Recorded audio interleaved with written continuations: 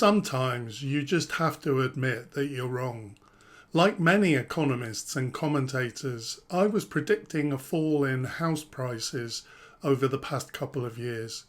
It's not that I'm an expert on the housing market, but applying what seemed like simple economic logic and hearing time and time again supposed market experts saying that prices are going to decrease, even that the market's going to crash.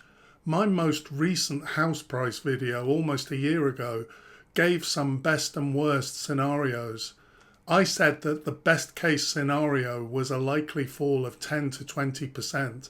To be fair on myself, I did say that I don't know what's going to happen to house prices, but this was kind of my review of the forecast. So what actually happened? Since that time, average house prices have increased by 3 to 4%. What seemed like a high risk of bigger decreases has not been realised. The logic of further falls seemed straightforward. Prices had seen this dramatic post-COVID increase. Prices had already fallen by around 6%.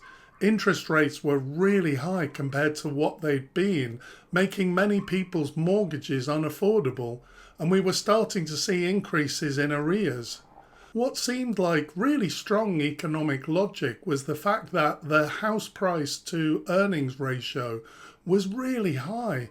House prices at multiples of 6, 7, even 8 times salary were unprecedented. It meant that people on average salaries were completely shut out of the market. Simple economic logic suggested that prices would have to fall if the market was going to stay viable. So the 10 to 20% fall seemed like the best scenario, with the possibility of even worse. Looking at previous house price crashes over the past 70 years, we've had 2 crashes in 1989 and in 2008. This turn in the market that we were seeing in 2022-23 very much looked like it could turn into something similar. But it does now seem as if there's a clear trend upwards. It's not impossible that the economic logic of further price increases could still occur. I don't think anyone honestly knows what's happening to the market, so anything could happen, and that's the truth. But there needs to be a reason why the simple logic, at least so far, has been proved wrong. How could prices actually increase under these conditions? At least part of the answer relates to the problem that happens when using aggregated average data in economic analysis. It assumes that the market is homogeneous and that similar conditions apply throughout. This is almost never true, but as an approximation, it can produce meaningful analysis. However, in this case, the market was segmented, greatly affected by the distribution of wealth. Those holding a lot of wealth have much higher incomes than average earnings. They're not affected to the same extent by high interest rates. They're not defaulting on mortgages. In effect, they're operating in a separate market to those on average earnings. Thus, although that simple economic logic applies to those on average earnings, it simply wasn't describing what was happening in the property market for the wealthy.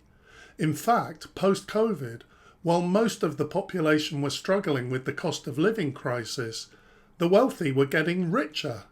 I've done a separate video on this. It's a really interesting phenomenon and something that a lot of economists, including me, didn't understand. I first heard about it on the YouTube channel Gary's Economics.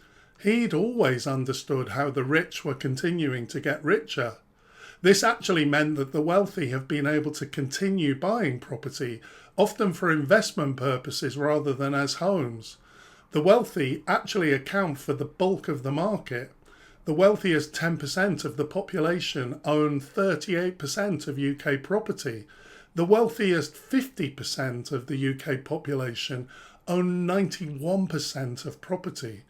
Thus, the economic logic based on house price to earnings ratios, interest rates, numbers defaulting on mortgages, none of it is relevant to 91% of the market. If we look at the other 9% of the market, They haven't been able to continue buying property. They have been defaulting. But although they're 50% of the population, they're having little impact on the market overall.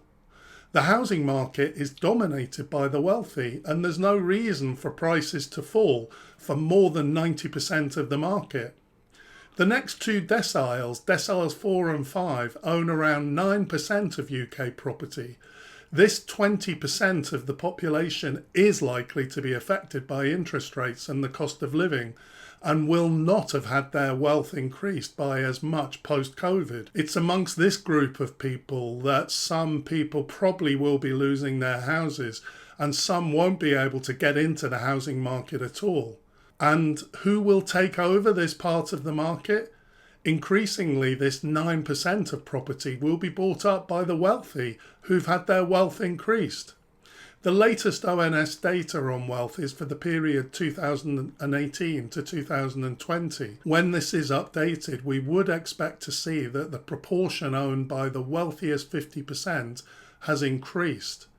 So I think that this explains why house prices have started increasing again. As I said earlier, nobody knows what will happen to house prices going forward, but there doesn't seem to be any prospect of a price crash, at least at the moment.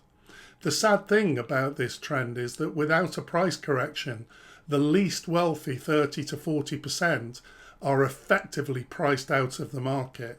They will have to rent, and the irony is that many of them will be renting from the most wealthy 30% of the population, who own 72% of the property. I hope you found this information useful. Thanks for watching, and I'll see you next time.